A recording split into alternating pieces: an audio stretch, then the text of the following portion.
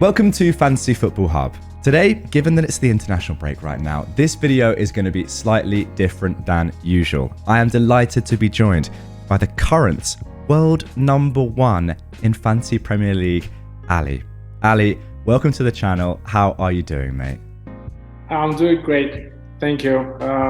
Thanks for having me. It feels good to be here. Mate, it's my pleasure. Excited. You know, the thing that I love most of all about this, and it's a very simple thing, but when I make these videos and we do them on the channel, a lot of the time I have to go down and in Photoshop, put the rank of the current guest on screen. And I need to go onto Fantasy Premier League and get their rank and, you know, make sure I get it right so it's accurate, get the arrow correct, whether it's a green or a red. It took me about half a second, my friend. You make it easy for me. So thank you very much. First of all, before we even get into you as a person and your FPL history and how you play the game, let's just take a quick look back at the previous game week and just see what has propelled you into the number one spot where you currently find yourself. So walk us through the previous game week.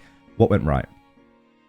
Game week 28 was a blank game week, and I've had a couple of differentials that I really kept on just because of this game week, which was primarily good fixtures for Tyron Mings and Joao Felix.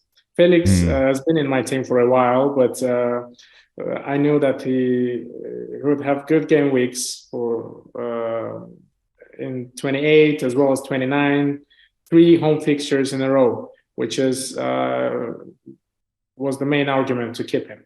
So both players gave me in the end 20 points, which really helped. Of course, the main factor, let's say the key moment at this game week was the captaincy pick, because it was never under question for me. I'm an Arsenal fan. Saka as a midfielder on penalties.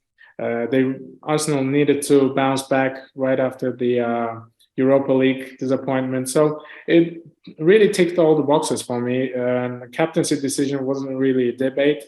Maybe on Twitter, I was really having a discussion with others between Kane and Saka, but I was really set on captaining Saka.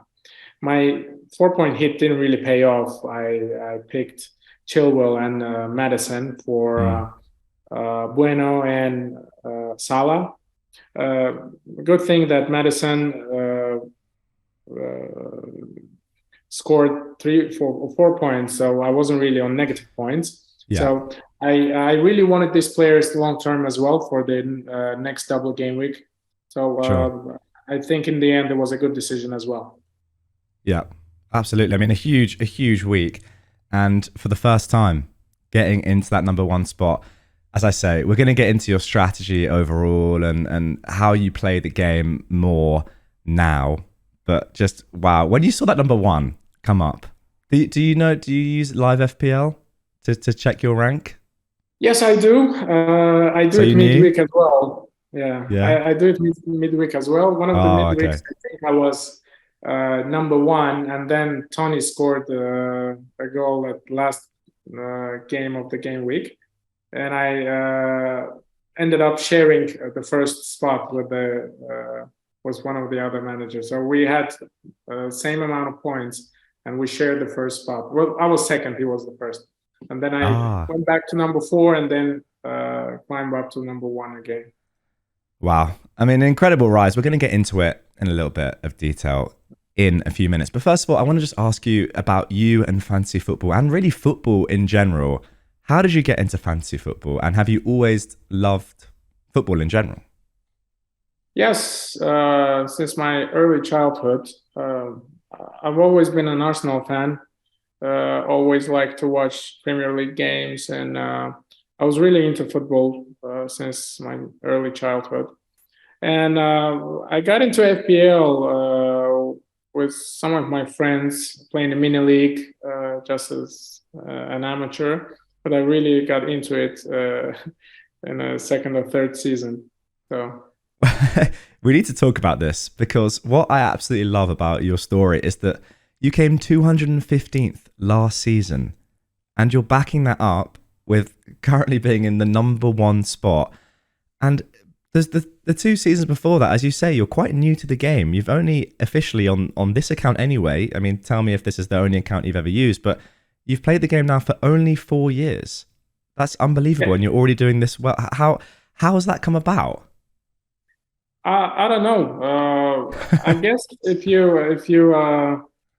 you devote so much time to it, you have to be decent on it. But Yeah, I'm, yeah. My first 2 seasons, I think I finished roughly around 100,000 K. Well, 100,000. yeah. And then I just pushed on to 215. I thought it was one of those fluke seasons that would never repeat again. But let's see where I finish this year. Hopefully, not too far from that. No, I mean, given how it's going, it could be on for an unbelievable finish. What I just absolutely love is that, as I was saying to you a little bit off camera, a lot of the people that we have seen win fantasy football over the years don't necessarily play the game in the way that a lot of experts, I say, play it. And maybe for that reason, that's just my opinion, but maybe for that reason, they don't have the most unbelievable rank history. What you'll see is quite a few, maybe ranks in the millions, maybe a couple 100,000s, whatever, and then you'll get that number one. Whereas you have 100K, 100K, and then 215. It's very, very impressive. And I'm just not quite sure how you've been able to do it. So let's talk about this season then. What are the key reasons why you believe that in this season in particular, and maybe you can chat about last season too, where you had that unbelievable finish, why do you think you've performed so well? What are the important moments or game weeks or decisions that you've just generally made that have propelled you into the current number one spot?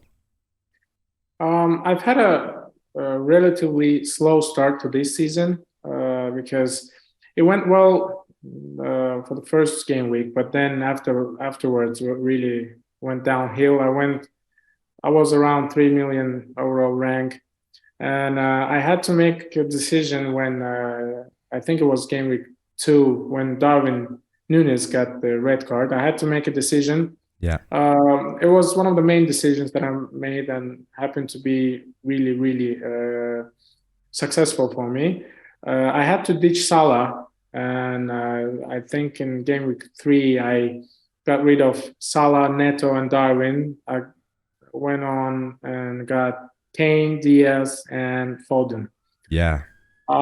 In the long term, I knew that it could be a good solution, but I didn't really think that it would be that good because in the end, Kane outscored Salah in that patch of games with, I think it roughly scored around 62 points in 8 games that I bought him. Wow. Foden got me around 50 points in 6 games.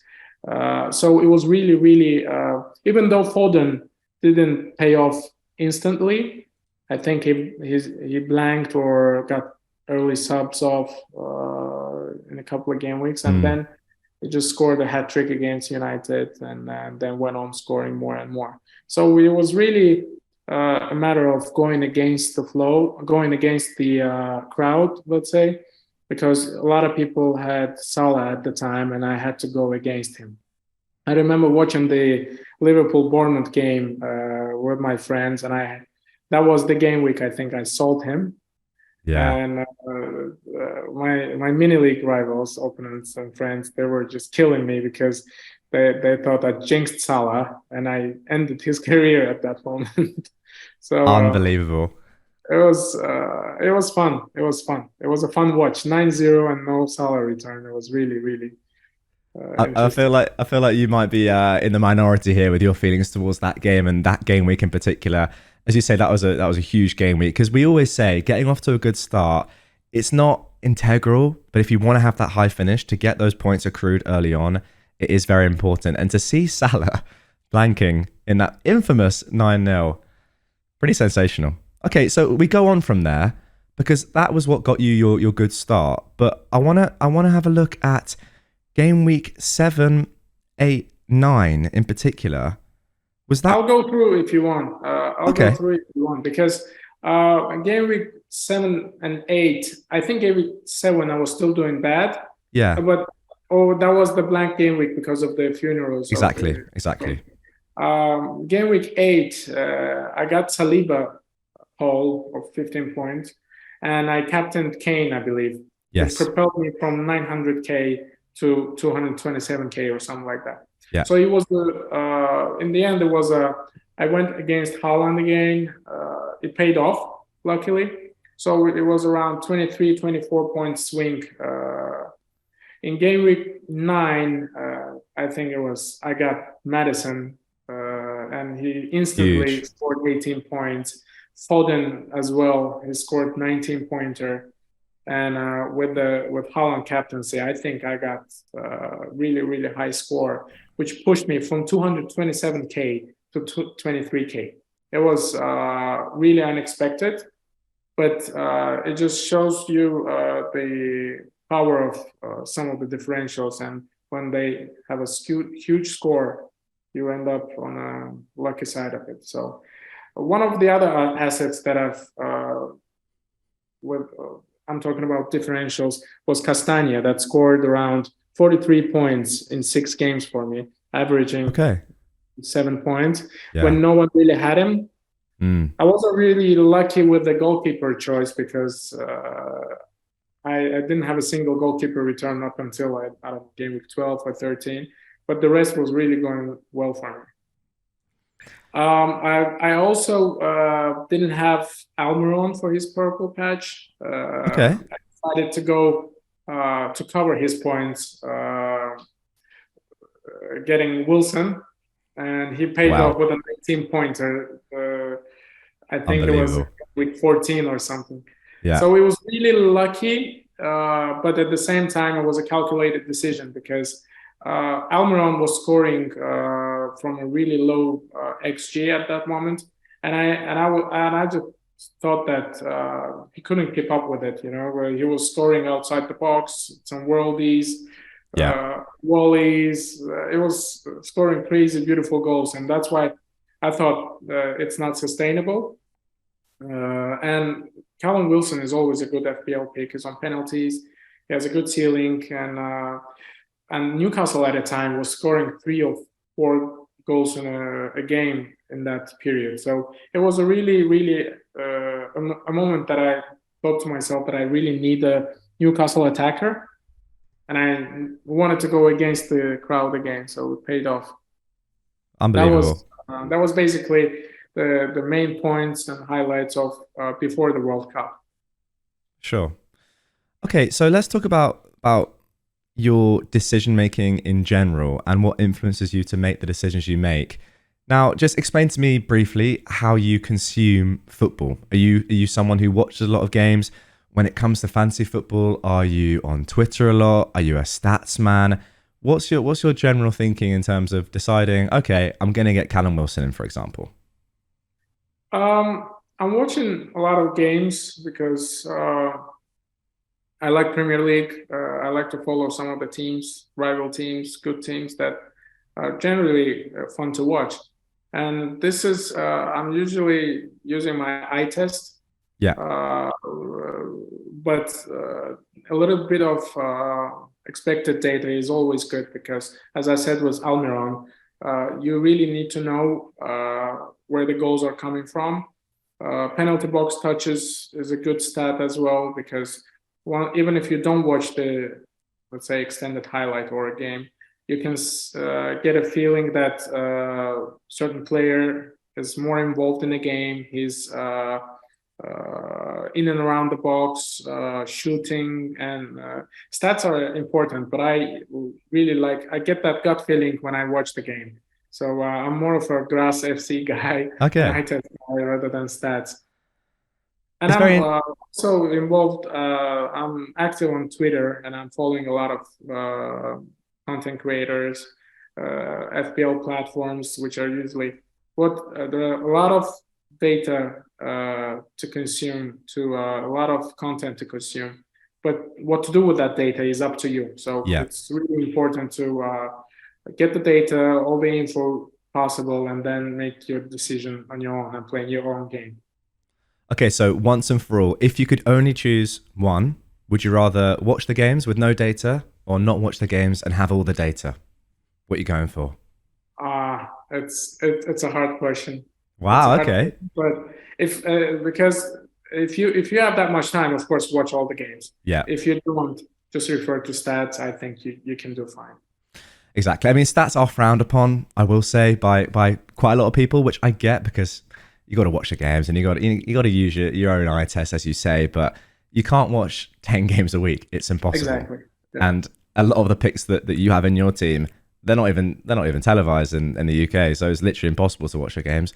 But let's talk about your team right now, just before we touch on future game weeks and how you're feeling for the rest of the season, really. Because as you say, João Felix in your team, Mings in your team, there are some fun picks in here, and you've had some fun picks throughout the season. Trent Alexander-Arnold is still in your team. Let's talk about those three players, because those are more fun picks that you don't see in a lot of teams. How do you come to these sort of players? It's interesting because after World Cup, we were all around the place with the template wasn't really there. We had a couple of Manchester United players, but still their ownership by the time double game weeks kicked in, their ownership was still low. For example, Shaw and Bruno. I think Bruno got me 36 points when I bought him from in game of 20 up until 22. I think in 3 games, wow, he scored 36 points. Luke Shaw scored 32 points in 3 game weeks. Rashford for triple captaincy shout, I think did well for me with 60 points. Yeah. So that was the moment when I really pushed up the ranks, because when triple captaining Rashford, I think I was 1K in overall rank, and then I pushed to 173. After that, it was all just, transferring in and out players that, again, Mahrez scored right after I transferred them in. KDB also scored when I had him for the double game week. Then I sold KDB and went back to Salah and Trent, I believe. Salah and Trent, the combination of two, has scored 51 points for me in 2 game weeks. I just looked at that stat. I didn't realize at the time, but in game week 24, 25, or 25, 26, I believe, they scored 51 points in total. And this really pushed me even higher. So there are some decisions that I made that I didn't pay off, but in general, all of the big holes, I was in the lucky end of it. So it was João Felix. I really kept faith, knowing that he will score. He's always active. He's due a goal, and he happened to score in a game week when I most needed him. So the same happened with Gabriel Martinelli, because a lot of people sold him for Odegaard once he stopped scoring. But I kept faith. I didn't really see much upside in just going sideways from Martinelli and Odegaard. And he had a 26-pointer in a double game week. That was really unbelievable. It's been really, really consistent for me. In late game weeks, as well as Tyron Mings, as you said. I got him as a bench cover, and he managed to step in whenever he needed. He was really needed, and he turned up with casual 6 or 7 pointers. So it was really, really a good decision for me. I mean, Mings especially is really going under the radar right now. Just doing really well for that price. You can't really go wrong. I'll be honest, you're being humble here, but there is a hint of truth, isn't there? You're making good, informed decisions. Clearly, every one of these decisions that you're telling me is a solid decision. But as you say, you have to be on the right side of the swing of the variance.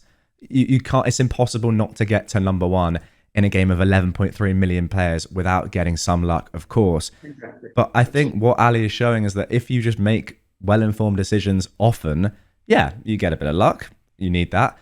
But you can do extremely well. And what I love about this is that you came 215th last season. As you said, that you would have normally thought that was your fluke season, but the fact of the matter is you're backing it up. And that shows class. You know what they say about class?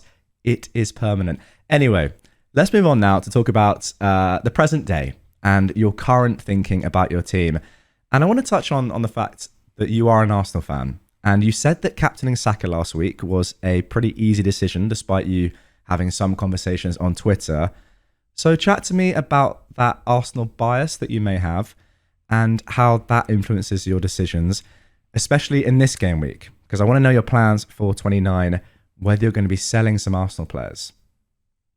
Oh, it's a tough one for me this game week because Arsenal bias have been really, kind to me this season Sure. because I've kept faith in Arsenal players when the others haven't. So it really helped me keeping Martinelli and Yeah. Zinchenko.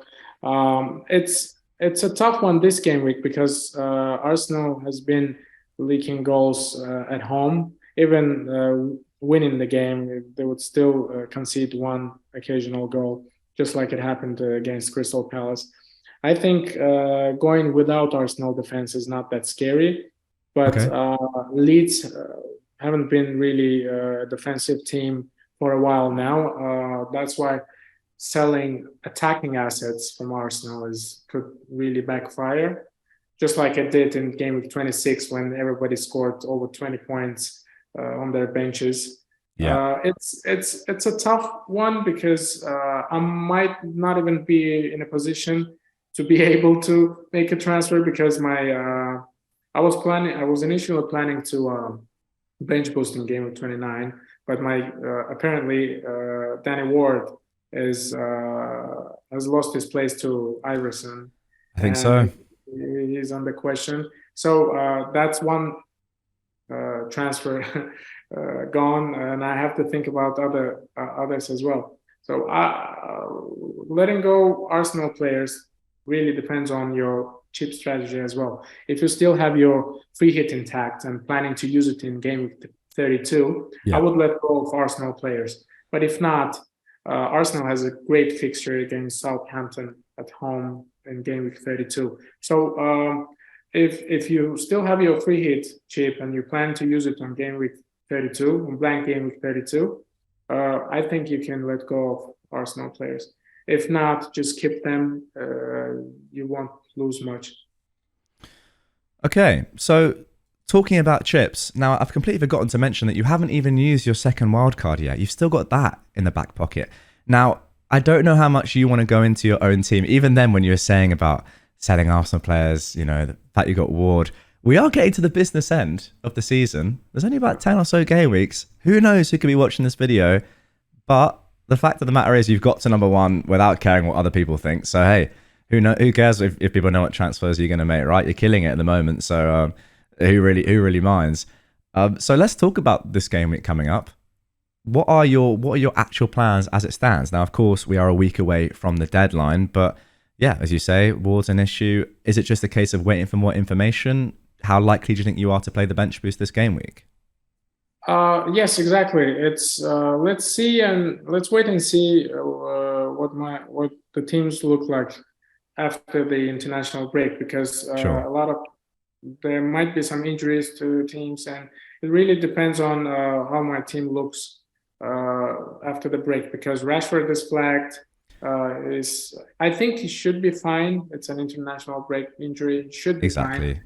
Um, it depends on how my team looks because you have to bench boost on the biggest double game week of the season, and this might be the only big double game week with a lot of teams doubling. You have to maximize the fixtures number, so this would make sense as long as I have a good bench this game week because sitting there with -4 or -8 is not ideal. Yeah. That's why I don't like to take hits when I bench boost. It's really taken off your bench, and sometimes it doesn't even make sense for you to do that. So I'll see how my team set up right before the deadline, and might pull the trigger if my team looks okay without hits and too much hassle.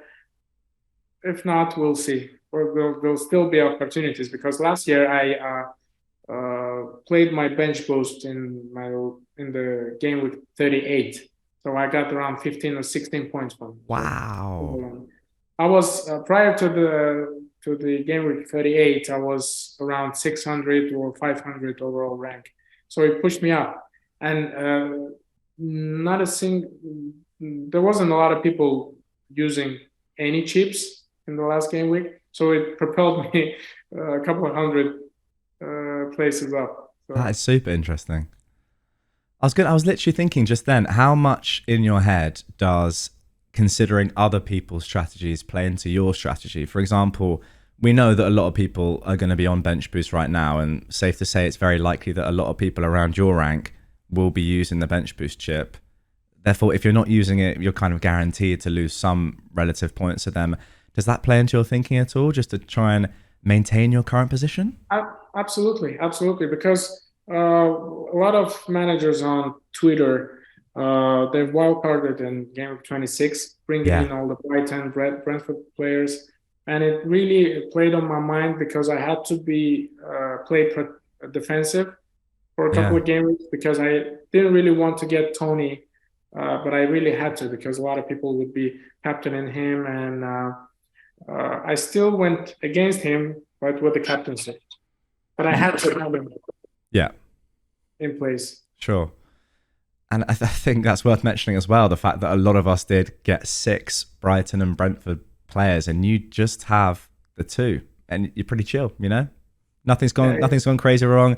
They were the only teams doubling really that we could have picked, and yeah, just a couple. Don't even need to captain them. Just chill out. They'll cover. Easy. It could cause a trouble, of course, but I'll see what Maybe. I can do. Yeah, Yeah, well, you know. it could be a problem for me. Right now, mate, I'm not I worried. would say just whatever you're doing. It's working unbelievably well. I'm not really worried about Brentford defense because they have two away tough Yeah. fixtures, and but with the Brighton assets, especially, they have a lot of games to reschedule. I think I'll have to go for one or two. Okay. So in terms of players you're looking to target right now, not even necessarily for the double, but just in future, are Brighton quite high on that list then? Yeah. Okay. Yeah. Fair enough. Okay. Now, last little question on this game week before we get into some Twitter questions that you guys have submitted, a couple of which are very interesting. Let's talk about captaincy. Now, Rashford, as you said, is flagged, but who are you currently on if we had the information that we have now? And how do your captain decisions kind of how do they find themselves? Because a lot of people, for example, went Kane last week. You said never an option. Obviously, you're an Arsenal fan, but that aside, that can't be the only reason you went Saka. So, yeah, what's your general thinking on captaincy? Kane was playing away, first of all, and Okay. the second factor was that Spurs are not really scoring a lot. This, even though they scored 3 goals, Kane probably should have returned even more. But I think the overall condition of a team like Spurs is not that well. This just sometimes you have to go with your gut feeling, and this one was one of those. For game week 29, I think in a double game week, you really have to search for a captain in midfield and Okay. search for penalty takers. If not, the high ceiling players like Maddison, March, Mitoma, Bruno, even Salah. Salah likes to score against good teams, so this is he's a good captain option as well. But I sold him last game, so it's not an option for me. As it stands, I've got your team up on the Fantasy Football Hub My Team tool, and the tool has said that Maddison right now has the highest expected points. Is Maddison a legit captaincy option for you this game week? Do you think? Yeah, he's one of the options. He's one of the Wow. options because he's due points, due a haul. Yep. Every game he creates a lot. Even in he's a typical number 10, but it's always involved, always in action, shooting. He's got a good delivery on his right and a good shot. So I think he's a good option. Okay then. So that is kind of how the team is looking at the moment. Unbelievable the spot you find yourself in. A couple of Twitter questions to end. Theon asks, who has been your favorite player in FPL this season? Guys, by the way, if you do want to get questions in for future guests, and who knows, maybe we can maybe if it all goes well, Ali, we'll have a post-season video where you're celebrating your unbelievable win, and we can have some more questions in from the community. But just tweet me on Twitter and get in your questions. Theon says, who's your favorite player been this season? I think it has to be Martinelli. Yeah. Because I've owned him since game week 1. He's delivered well for me. Good price point. Even at the times when everybody went off him, I was really excited because that's when he was a differential, and Wow. he ended up repaying the faith and scoring. I think he scored 54 points in his last 6 game weeks that I've owned him. I never really sold him even after wildcard. So the fact that it's an Arsenal player, the fact that he's been throughout the journey with me and really repaid my faith into him, I think is the favorite one. I love that, to be fair. I might have answered Saka or other players in some of the other on Twitter or something, but Martinelli is definitely one. So I think, yeah, I mean, I know I sold him because I was just like, I didn't value the minutes because I thought, his rotation risk now with Jesus coming back, Trossard signing, but you're an Arsenal fan, you know more than me, and you clearly stuck with him, and that has paid dividends clearly. Now, final question from Twitter. This one is an interesting one. It comes from Projwal D. He asks, how will you cope with the psychological pressure and mental stress going into the last 10 weeks with the rank that you're currently at, number 1 in the world? And he says that very honestly, how will you prepare yourself in the case that you don't end up winning the whole thing? First and foremost, there's still 10 game weeks to go. It's a couple of bad game weeks and I could be out of the top 100. So it's I've experienced not exactly this, but last year it was a good experience for me in terms of stress management, because I was around 200s and then went back to 2000s and then came back to top 1K. It's a matter of just managing your stress levels. And I think I've prepared to lose, I believe, but I'm aiming to win, I would say, because that's fighting talk there. I love it. It's just a matter of a little bit of luck to stay there, because in 10 game weeks, I think even top 2K, top 3K has still some chances to go on and win it, because a lot can go wrong for me next game week in a double game week. Yeah, I can be behind for 50 points and I'll be outside top 100. So huge swings are ahead with the double game weeks, with the blank game weeks, with the cheap strategies, and it all still up in the air. Even if I lose, I think I've found myself in this situation.